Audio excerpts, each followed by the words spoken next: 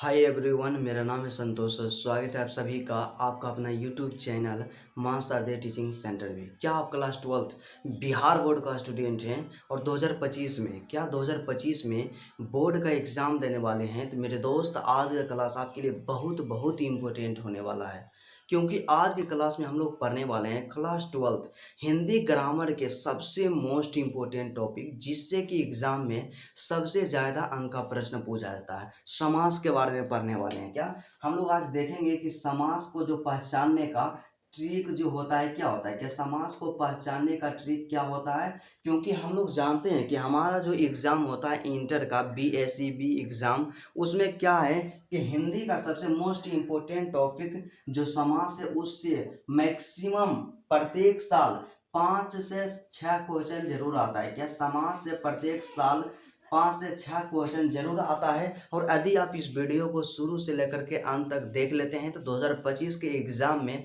आपका 5 से 6 अंक तो जरूर फिक्स हो जाएगा। क्योंकि क्या है कि समास एक ऐसा टॉपिक है, यदि उसको बेहतर तरीक़ा से समझ लिया जाए तो उसमें 5 से 6 जो ऑब्जेक्टिव पूछा जाता है उसमें पूरा का पूरा जरूर सही होगा। तो चलिए आज का क्लास बिना टाइम का इन्वेस्ट किए हुए मेरे दोस्त स्टार्ट करते हैं। बस आपसे छोटा सा रिक्वेस्ट है कि यदि आप मेरे चैनल पे नए हैं तो चैनल को जरूर सब्सक्राइब कर लीजिएगा। तो चलिए आज के क्लास में हम लोग देखेंगे कि समास, क्या समास के बारे में देखेंगे कि समास को हम लोग एक सिंपल सा छोटा सा मतलब कुछ ही सेकंड में कैसे हम पहचानेंगे। क्योंकि आपको पता होना चाहिए कि ऑब्जेक्टिव प्रश्न जब आपसे पूछा जाता है समास में किस तरह से पूछा जाता है कि कोई एक शब्द देगा, क्या कोई एक शब्द दे देगा और बोलेगा क्या कि इनमें से कौन समास है। मतलब जो एक शब्द दिया उसके बाद पूछ देगा कि कौन सा समास है, और 4 को विकल्प आपके पास रहेगा और जो करेक्ट विकल्प रहेगा, सही विकल्प रहेगा, उसको सेलेक्ट करके उसको क्या करना है, रंगना है। क्योंकि हम लोग जानते हैं कि समास जो है सब्जेक्टिव क्वेश्चन नहीं पूछा जाता, ऑब्जेक्टिव में पूछा जाता है। ऑब्जेक्टिव में यदि आप करेक्ट रंगते हैं, अच्छा से रंगते हैं, जो उसका आंसर होता है वही रंगते हैं, तो उसमें नंबर नहीं कटता है। तो चलिए हम लोग देखते हैं कि समास को क्या है कि किस तरह से हम लोग पहचानेंगे।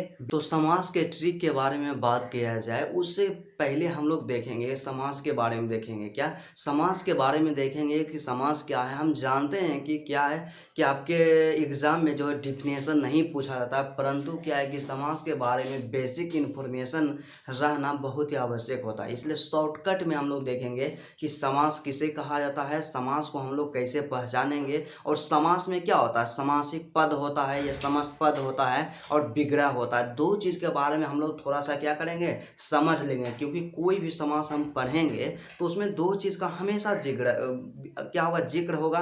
पहला क्या है, विग्रह है, और दूसरा क्या है, समासिक पद या समस्त। तो सबसे पहले हम लोग देखते हैं थोड़ा सा शॉर्टकट में कि समास समास किसे कहा जाता है और समास से हम लोग क्या समझते हैं। तो सबसे पहले यहाँ पे है माय डियर स्टूडेंट कि जब दो या दो से अधिक पद, क्या होता है कि जब दो या दो से अधिक पद आप आपस में अपने बीच की विभक्ति को त्याग कर, क्या अपने बीच की विभक्ति को त्याग कर आपस में मिलते हैं, क्या आपस में मिलते हैं, तो मिलने के इस प्रक्रिया को ही समास कहा जाता है। मतलब सीधा से यहाँ समझना है कि समास क्या है कि जब दो या दो से अधिक पद आपस में मिलते हैं, क्या होते हैं कि आपस में मिलते हैं, तो मिलने की इस प्रक्रिया जो होता है, मतलब मिलने का जो उसका प्रक्रिया होता है, उसे ही समास कहा जाता है। क्या उसे ही समास कहा जाता है। और समास का जो सामान्य अर्थ होता है, क्या समास का जो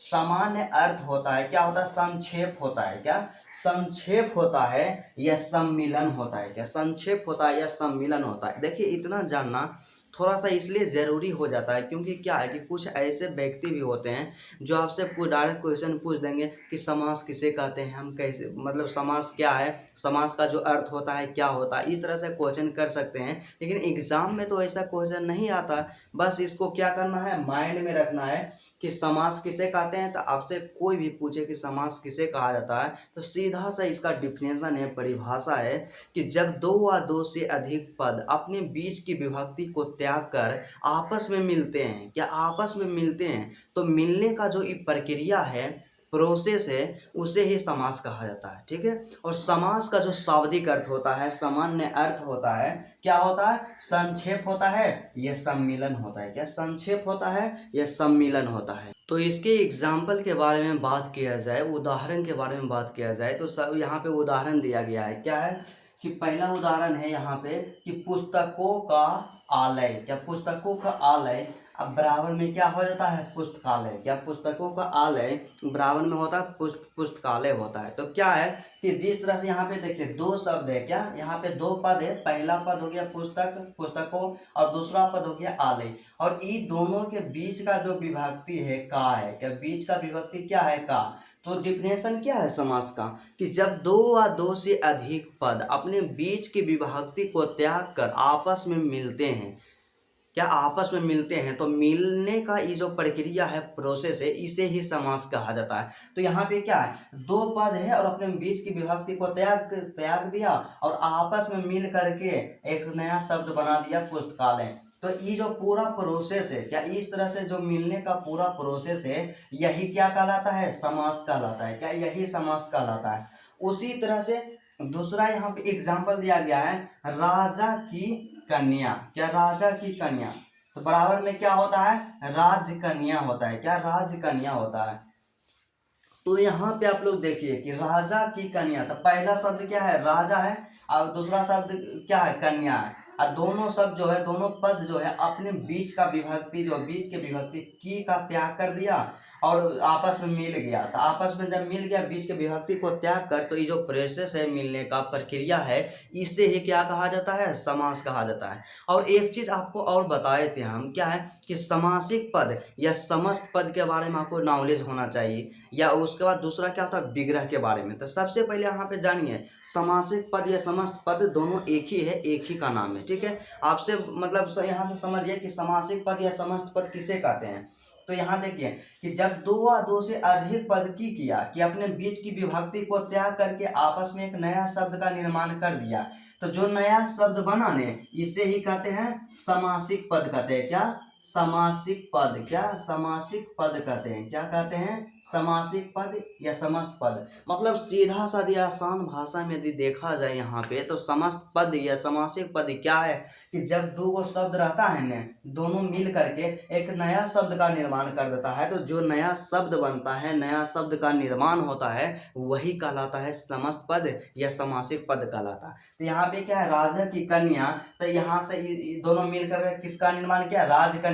तो राजकन्या जो हो गया ना, समासिक पद हो गया या समस्त पद हो गया। ठीक है, उसी तरह से पहला एग्जाम्पल हमारे पास जो था, क्या है कि पुस्तकों का आलय। तो पुस्तकों का आलय, तो इसमें आपसे पूछ दे कि समासिक पद या समस्त पद कौन है, क्या है। तो सबसे पहले आपको हम क्या बताएं कि दो गो शब्द मिल जाता है जब बीच के विभक्ति को त्याग करके। क्या दोनों शब्द जब बीच के विभक्ति को त्याग करके मिलता है, और दोनों के मिलने से जो नया शब्द बनता है, जो नया शब्द उत्पन्न होता है, उसे ही कहते हैं समासिक पद या समस्त पद। तो ये दोनों मिला, तो यहाँ से बन गया पुस्तकालय। तो पुस्तकालय क्या है, समासिक पद है या समस्त पद है। ठीक है, उसके बाद दूसरा जो हमें पढ़ना है, यहाँ पे समझना है, क्या है कि विग्रह। क्या समझना है, विग्रह। तब विग्रह क्या है, तो विग्रह का मतलब समझिए कि जब हम तोड़ तोड़ करके लिखते हैं, जैसे कि यहाँ पे एक शब्द है, क्या है, पुस्तकालय है। तब पुस्तकालय का मतलब क्या होता है, मतलब सीधा सा आपको मतलब पर चल जाना है। तो पुस्तकालय का मतलब होता है पुस्तकों का आलय। तो इस तरह से जब विभक्ति चिन्ह के साथ दोनों शब्द लिखल रहे ना, तो एकड़े विग्रह बोलेंगे। ठीक है, इसी तरह राजकन्या में, राजकन्या का मतलब क्या हुआ, बस इतना आपको जानना है। तो राजकन्या का मतलब हो गया राजा की कन्या।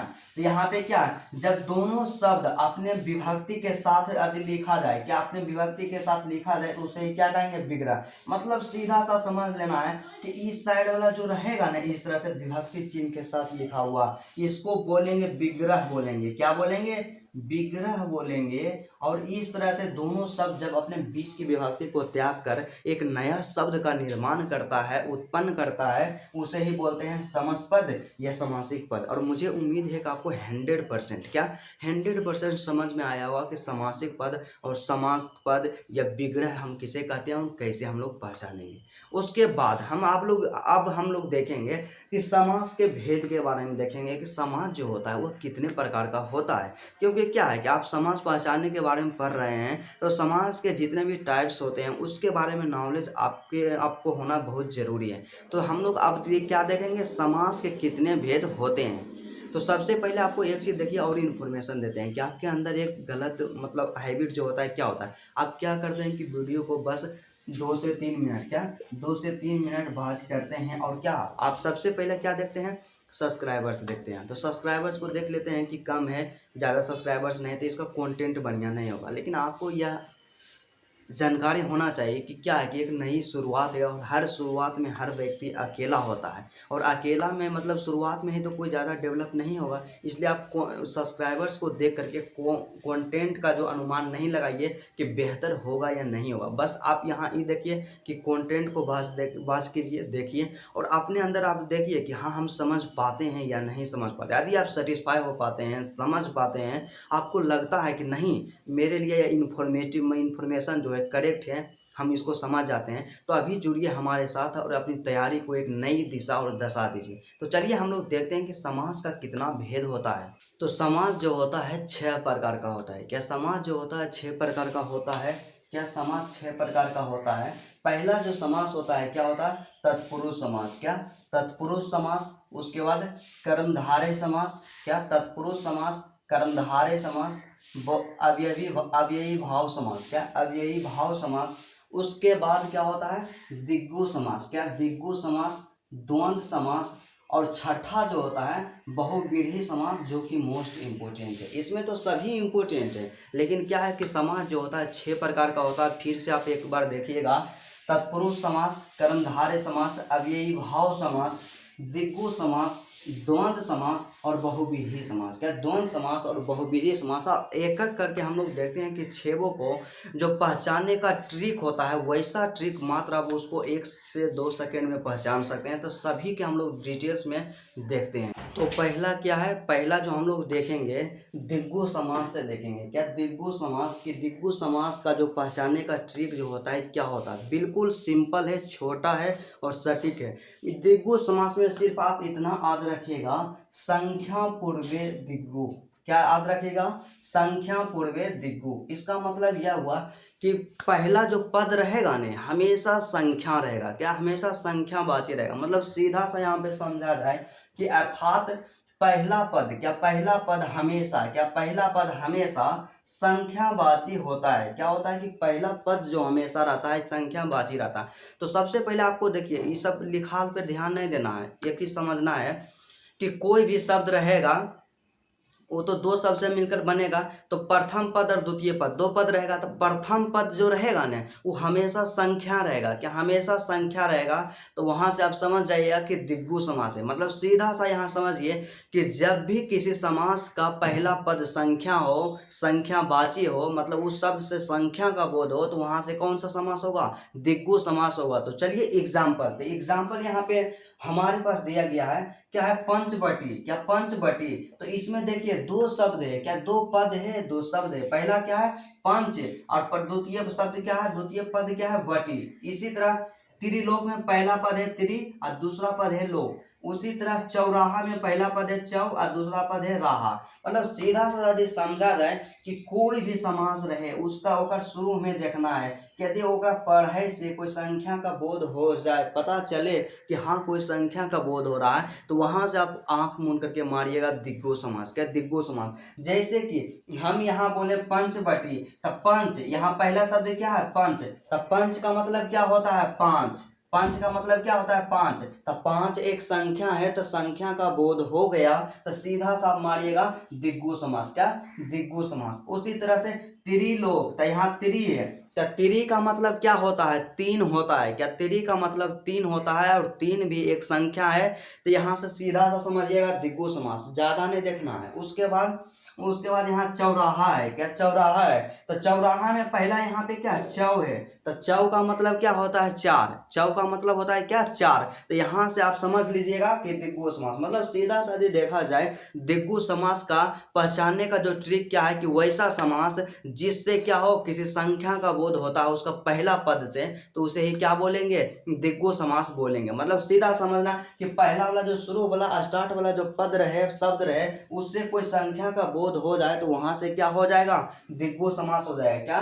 दिग्गु समास हो जाएगा। उसके बाद दूसरा जो समास है यहाँ पे क्या है, द्वंद्व समास। क्या द्वंद्व समास, तो द्वंद्व समास को एक पहचानने का छोटा सा ट्रिक क्या है कि द्वंद्व समास जिस समासिक पद का, क्या, जिस समासिक पद का विग्रह करने पर, क्या करने पर, विग्रह करने पर दोनों पदों के बीच क्या होता है कि द्वंद्व समास उसको कहते हैं कि जिस समासिक पद का हम विग्रह करते हैं और उनके दोनों पदों के बीच क्या आ जाए, और आ जाए, या च आ जाए, या तथा आ जाए, या अथवा आ जाए, या आ जाए, या एवं आ जाए। मतलब इस शब्द में से कोई भी दोनों पद के विग्रह करने पे आ जाए तो वहां से आप सीधा सा समझिएगा कौन समास है, द्वंद्व समास है। क्या, द्वंद्व समास है। मतलब द्वंद्व समास को पहचानने का सिंपल सा तरीका क्या है कि जब कोई समासिक पद रहता है तो उसका विग्रह करेंगे और विग्रह करने पर दोनों पदों के बीच यदि और आ जाए द्वंद्व समास होगा, च आ जाए द्वंद्व समास होगा,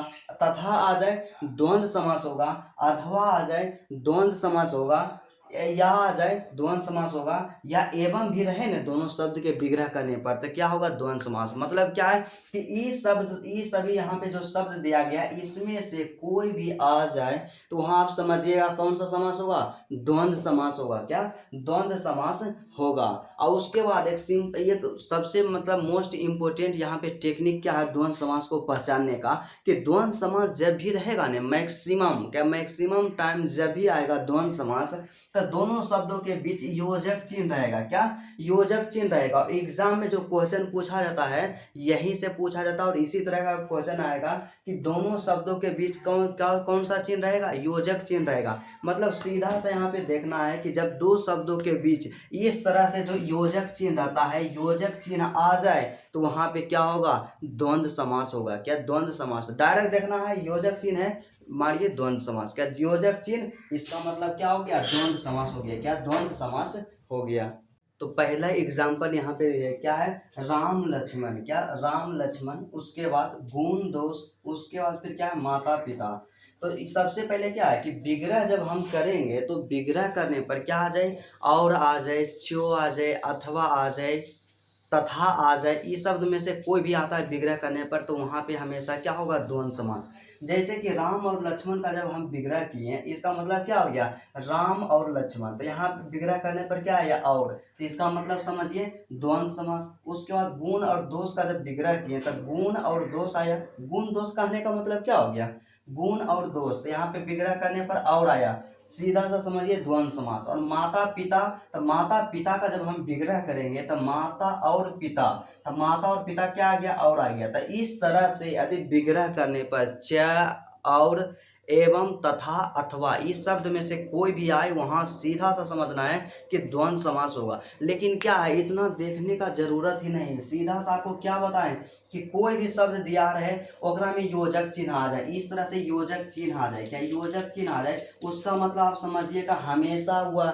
मतलब 100% हुआ द्वंद्व समास ही होगा। जैसे मान लिया जाए यहाँ देखिए राम लक्ष्मण, बीच में क्या आ गया, योजक चिन्ह आ गया, क्या हो गया, द्वंद्व समास। उसी तरह गुण और दोष योजक चिन्ह है, द्वंद्व समास। उसी तरह माता पिता, तो माता पिता में यहाँ पे योजक चिन्ह है, क्या, योजक चिन्ह, यहाँ से आप समझिएगा क्या, द्वंद्व समास। मतलब द्वंद्व समास को पहचानने का एक सिंपल सा ट्रिक याद रखिएगा कि दोनों शब्दों या दोनों पदों के बीच हमेशा योजक चिन्ह रहता है। क्या, यदि योजक चिन्ह आ जाए तो वहां से आप समझिएगा कौन सा समास है, द्वंद्व समास है। क्या, द्वंद्व समास है। मतलब यहाँ देखना है कि योजक चिन्ह आए तो हमेशा क्या होगा, द्वंद्व समास होगा। क्या, हमेशा द्वंद्व समास होगा। और एग्जाम में योजक चिन्ह वाला ही क्वेश्चन पूछा जाता है, डायरेक्ट वहाँ पे इसी तरह से दिया हुआ रहेगा, क्योंकि ये सब जो है पूछा हुआ प्रश्न है पिछले साल। यहाँ पे क्या, राम लक्ष्मण, योजक चिन्ह आ गया, द्वंद्व समास। इसी तरह से आपको क्या करना है, सेलेक्ट करना है, बनाते जाना। तीसरा जो यहाँ पे समास है तत्पुरुष समास है। तत्पुरुष समास से मैक्सिमम क्वेश्चन पूछा जाता है, काफी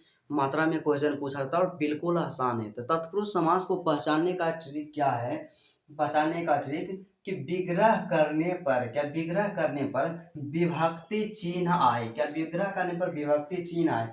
विभक्ति चिन्ह कहने का मतलब क्या हो गया, कारक चिन्ह आ जाए।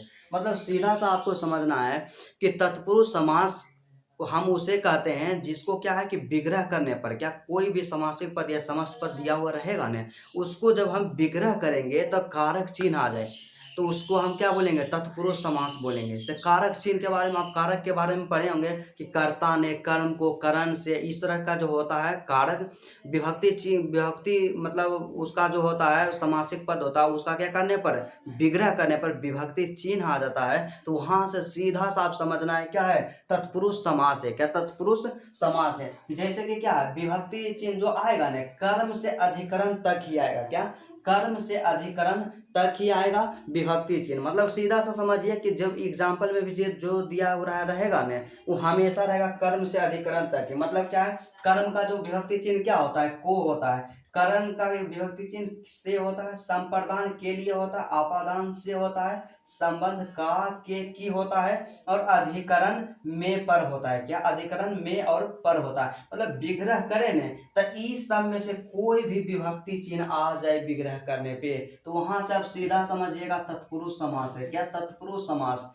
सीधा सा क्या समझना है कि कोई भी समस्त पद या समासिक पद या कोई भी शब्द दिया हुआ रहे, उसको यदि हम विग्रह करेंगे तो विग्रह करने पर कारक चिन्ह आ जाता है, तो वहां से आप समझिएगा क्या, तत्पुरुष समास।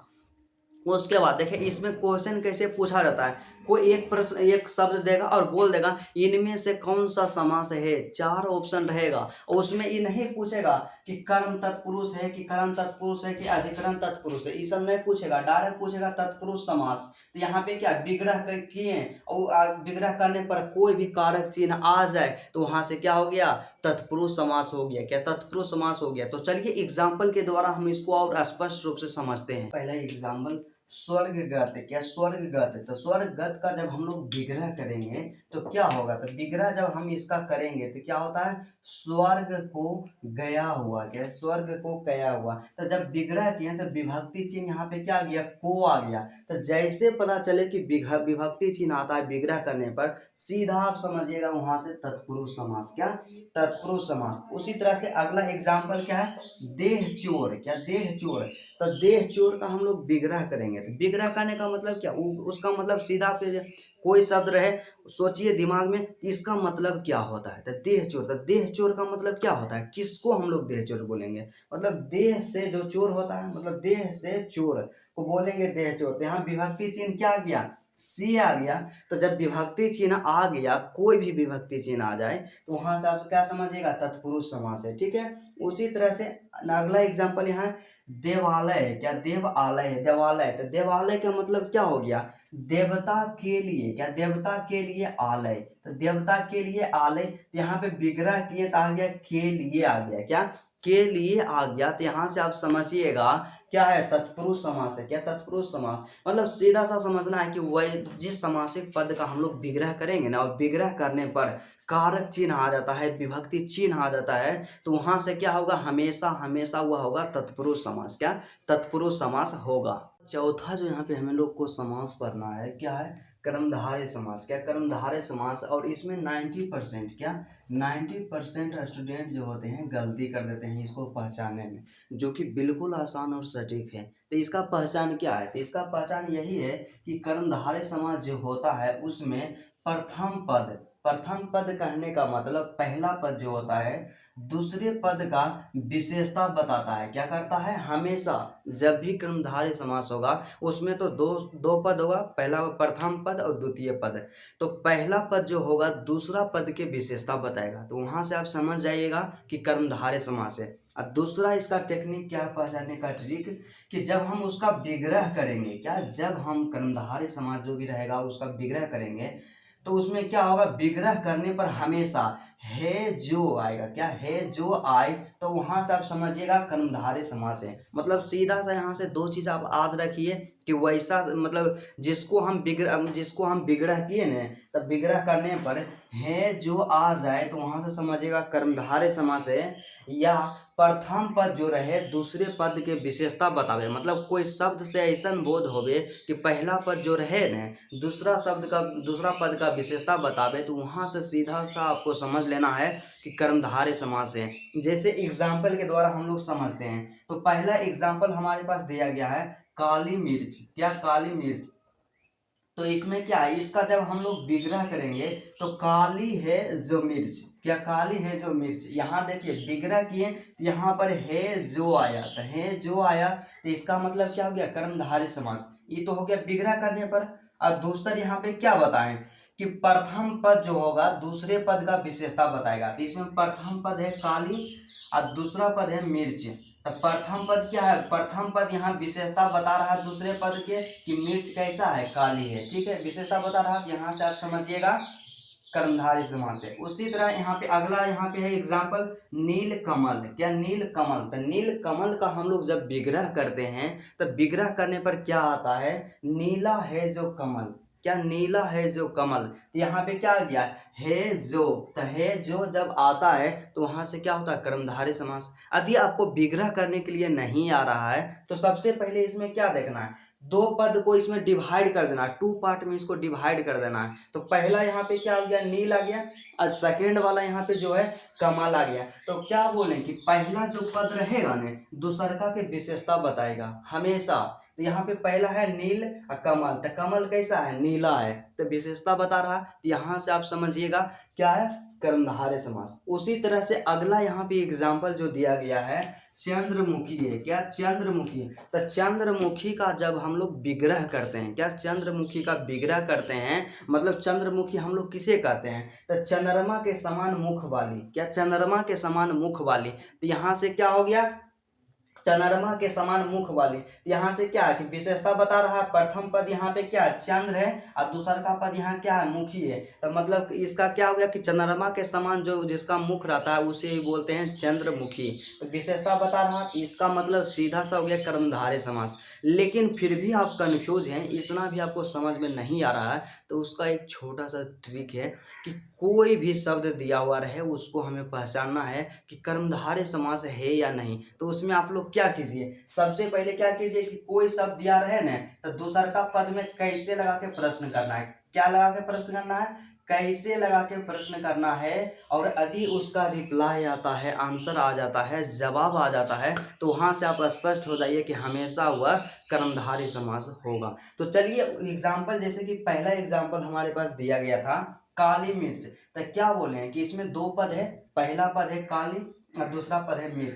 तब क्या करना है कि दूसरा पद में ध्यान यहाँ पे यही देना है कि द्वितीय पद जो रहता है उसमें कैसे लगा के क्वेश्चन करना है। यहाँ पे क्या द्वितीय पद है मिर्च, तो यहाँ पे प्रश्न करना है कि मिर्च कैसी है, तो मिर्च कैसी है, काली है। आंसर आया, रिप्लाई आया, तो यहाँ से आप सीधा सा समझिएगा कि काली मिर्च जो है कर्मधारय समास के अंतर्गत आता है, हम लोग उसके अंतर्गत रखते हैं। उसी तरह से नेक्स्ट यहाँ पर एग्जाम्पल है, क्या है, नील कमल, क्या नील कमल। तो नील कमल में आप लोग ध्यान से यहाँ पे देखिए, तो दो पद है, पहला पद है नील और दूसरा पद है कमल। तो क्या बोले, किसमें कैसे लगा के प्रश्न करना है, द्वितीय पद में, दूसरा पद में। यहाँ दूसरा पद क्या है, कमल है, तो कमल कैसा है, इस तरह से प्रश्न करना है, कैसे लगा के। रिप्लाई आता है कि कमल कैसा है, नीला है, क्या नीला है। जब आंसर आ जाए तो वहां से कर्मधारय समास। उसी तरह से यहाँ पे क्या, चंद्रमुखी। तो चंद्रमुखी में द्वितीय पद है जो मुखी है। तब मुखी में हम लोग क्या करेंगे, कैसे लगा के क्वेश्चन करेंगे। तो मुखी जो है कैसी है, तो चंद्र है, चंद्र के समान। तो यहाँ पे आंसर आ गया, चंद्र आ गया, चंद्र के समान। तो यहाँ से सीधा सा आप समझिएगा कर्मधारय समास। मतलब वन शॉट में यदि इसको देखा जाए तो कर्मधारय समास को फाइंड करने का, पहचानने का एक सिंपल सा तरीका है। आपको कुछ नहीं समझ में आए क्या करना है कि द्वितीय पद में कैसे लगा के प्रश्न करना है, क्या द्वितीय पद में कैसे लगा के प्रश्न करना है। यदि उसका रिप्लाई आता है, आंसर आता है, तो वहां से सीधा सा समझना है कि जो शब्द दिया गया है वह कर्मधारय समास के अंतर्गत आता है। और ना इसमें क्या कि 100% यदि आप इस तरह से इसको सोल्व करते हैं तो एक भी आपका गलत नहीं होगा। पांचवा जो समास है अव्ययी भाव समास, क्या अव्ययी भाव समास। अव्ययी भाव समास को पहचानने का मात्र दो मेथड है, क्या मात्र दो तरीका है, दोनों बिल्कुल आसान है। बस आपको क्या करना है, ध्यान से देखना है। तो सबसे पहला क्या है कि कोई भी अव्ययी भाव समास रहेगा उसमें क्या रहेगा, पहला पद, क्या पहला पद उपसर्ग रहेगा, क्या रहेगा, पहला पद जो रहेगा उपसर्ग रहेगा। तो मतलब जिस शब्द का पहला पद उपसर्ग रहे वहां आपको समझ जाना है कि अव्ययी भाव समास है, क्या अव्ययी भाव समास है। तो उपसर्ग में देखिए क्या क्या रह सकता है, जैसे रहे अथा रहे, वे रहे, प्रति रहे, भर रहे, आ रहे, अनु रहे, नीर आ जाए या प्र आ जाए इत्यादि, मतलब इस तरह के कोई भी उपसर्ग किसी भी शब्द के शुरू में प्रथम पद में लगा हुआ रहे, प्रथम पद के स्थान पे रहे, तो वहां से सीधा सा आपको समझ जाना है कि अव्ययी भाव समास है। मतलब सीधा सा क्या है कि जिस शब्द के शुरू में या प्रथम पद क्या रहे, उपसर्ग रहे, तो उसको उसका मतलब क्या समझ जाना है, अव्ययी भाव समास है। और यहाँ पे जो उपसर्ग इतना दिया गया है इसको आपको ध्यान में रखना है कहीं, क्योंकि यही जो पॉपुलर उपसर्ग है, मैक्सिमम जो शब्द रहता है उसमें यही सब लगा हुआ रहता है मैक्सिमम। पहला क्या है, अथा, व्यय, प्रति, भर, आ, अनु, नीर, प्र आदि, इस सब में से कोई भी आ जाए या कोई अन्य उपसर्ग भी आ जाए तो वहां पे सीधा सा समझना है कि अव्ययी भाव समास है। जैसे कि एग्जाम्पल के द्वारा हम लोग समझते हैं। तो पहला एग्जाम्पल क्या है, अथा संभव, क्या अथा संभव, तो अथा संभव में पहला पद है अथा, अथा जो कि एक उपसर्ग है, तो पहला पद उपसर्ग है, तो इसका मतलब क्या हो गया, अव्ययी भाव समास हो गया। उसी तरह से दूसरा यहाँ पे एग्जाम्पल है अनुरूप है, क्या है अनुरूप, तो अनुरूप का पहला पद है अनु, तो अनु जो है एक उपसर्ग है, तो इसका मतलब यह भी क्या हो गया, अव्ययी भाव समास हो गया। उसके बाद आज जन्म है, तो आज जन्म में पहला पद आ है और आ जो है एक उपसर्ग है, क्या आ जो है एक उपसर्ग है, इसलिए आज जन्म जो है अव्ययी भाव समास है, क्या अजन्म जो है अव्ययी भाव समास है। और दूसरा जो अव्ययी भाव समास का जो पहचानने का ट्रिक होता है बिल्कुल आसान है, क्या है कि एक ही शब्द, क्या एक ही शब्द दो बार आए, क्या जब एक ही शब्द दो बार रिपीट होता है तो वहां पे हमेशा क्या, वहां हमेशा अव्ययी भाव समास होता है। और इसमें गलती क्या करते हैं कि जैसे एक ही शब्द यहाँ क्या, रातों रात, एग्जाम्पल है तो रातों रात, यहाँ भी रात है यहाँ भी रात है, मतलब एक ही शब्द दो बार आया तो एक अव्ययी भाव समास। लेकिन स्टूडेंट यहाँ पे गलती क्या करते हैं कि यहाँ योजक चिन्ह देख लेते हैं और मार देते हैं कौन सा समास, द्वंद्व समास मार लेते हैं, क्या द्वंद्व समास यहाँ पे सेलेक्ट कर देते हैं योजक चिन्ह को देख करके। लेकिन ऐसा मिस्टेक नहीं करना है, यह भी ध्यान देना है, हम लोग जानते हैं कि यदि योजक चिन्ह आता है तो वहाँ पे हमेशा द्वंद्व समास होता है, परंतु ध्यान में यह भी रखना है कि यदि एक ही शब्द दो बार रिपीट होता है तो उसका मतलब क्या हो गया, अव्ययी भाव समास हो गया, क्या अव्ययी भाव समास हो गया। उसके बाद से बीचों बीच, दूसरा एग्जाम्पल है, तो बीचों बीच एक ही शब्द दो बार यूज हुआ है, प्रयोग हुआ है, यहाँ पे बीचों बीच जो हो गया अव्ययी भाव समास हो गया। और एग्जाम में जानते हैं इसी तरह के आपको प्रश्न पूछेगा, एक दे देगा और बोलेगा कि यह जो शब्द है कौन सा समास है, चार विकल्प आपके पास दिया हुआ रहेगा। उसके बाद अगला एग्जाम्पल है धीरे धीरे, तो देखिए यहाँ भी धीरे है यहाँ भी धीरे है, तो यह कौन सा समास हो गया, अव्ययी भाव समास। मतलब सीधा समझना है कि एक ही शब्द दो बार यूज हो रहा है तो यह अव्ययी भाव समास। उसके बाद यदि किसी शब्द के पहला पद जो रहता है उपसर्ग रहे तो वहां से समझना है अव्ययी भाव समास। उसी तरह से एग्जाम्पल है बार बार, मतलब सीधा सा यही आपको देखना है। और इस तरह से यदि आप बनाते हैं तो एक भी क्वेश्चन गलत नहीं होगा। आपको क्या है, कंफ्यूज नहीं करना है योजक चिन्ह को देख करके, योजक चिन्ह देखना है, लेकिन उसके साथ एक चीज आपको यह और ध्यान रखना है कि उसमें एक ही शब्द तो रिपीट नहीं ना है। एक ही शब्द यदि रिपीट रहता है अव्ययी भाव समास, और एक ही शब्द रिपीट नहीं रहता है, सिर्फ उसके बीच में योजक चिन्ह रहता है, दोनों शब्द डिफरेंट रहता है, तो वहां से आपको क्या करना है, द्वंद्व समास सेलेक्ट करना है। तो छठा जो सबसे लास्ट यहाँ पे समास दिया गया है जो कि मोस्ट इम्पोर्टेंट है और बिल्कुल आसान है, क्या बिल्कुल आसान है, क्या है, बहुव्रीहि समास। क्या बहुव्रीहि समास, और बिल्कुल इसको पहचानना आसान है। इसमें क्या रहता है कि बहुव्रीहि समास को हम लोग किस तरह से पहचानेंगे, तो बहुव्रीहि समास में हमेशा क्या, हमेशा इसमें देवी देवताओं का नाम आता है। क्या आता है कि बहुव्रीहि समास जब भी रहेगा उसमें हमेशा देवी देवता के नाम आता है, क्या देवी देवता के नाम आता है। मतलब सीधा सा आपको समझना है माय डियर स्टूडेंट कि यदि देवी देवता के नाम आ जाए तो आपको आंख मूंद करके बहुव्रीहि समास में टिक लगा देना है। क्या बहुव्रीहि समास में टिक लगाना और 100% सत्य हुआ। जैसे कि एग्जाम्पल के तौर पे यदि देखा जाए तो क्या आता है, जैसे मान लीजिए दशानन, क्या दशानन, तो दशानन कहने का मतलब क्या, 10 मुख है जिनके, मतलब 10 आनन है जिनके, तो आनन का मतलब मुख सिर वही होता है, तो 10 मुख किसका है, रावण का है, तो रावण है, तो रावण मतलब देवी देवता के नाम आ रहा है, तो वहां पे मारिएगा बहुव्रीहि समास, क्या बहुव्रीहि समास मारिएगा। उसके बाद अगला जो एग्जाम्पल है नीलकंठ, क्या नीलकंठ, तो नीलकंठ का मतलब क्या हो गया, नीला है कंठ जिनका, क्या नीला है कंठ जिनका, तो नीला कंठ किसका है, भगवान शिव जी का। क्या भगवान शिव जी का मतलब शंकर जी का बोध होता है और शंकर जी का नाम ही है नीलकंठ। तो यहाँ से यह क्या हो गया, बहुव्रीहि समास। क्या बहुव्रीहि समास। उसी तरह से लंबोदर, तो लंबोदर से तो आप परिचित होंगे कि लंबोदर का मतलब क्या है, लंबा है उदर जिनका। तो लंबोदर किनको कहते हैं, भगवान श्री गणेश को। भगवान श्री गणेश को भगवान जी का बोध हो रहा है, यहाँ से सीधा सा हो गया बहुव्रीहि समास। ठीक, उसी तरह से यहाँ पे गिरिधर, तो गिरिधर का मतलब क्या हो गया, गिरि को धारण करने वाले अर्थात भगवान श्री कृष्ण। तो भगवान श्री कृष्ण को गिरिधर कहा जाता है, यहाँ से हो गया बहुव्रीहि समास।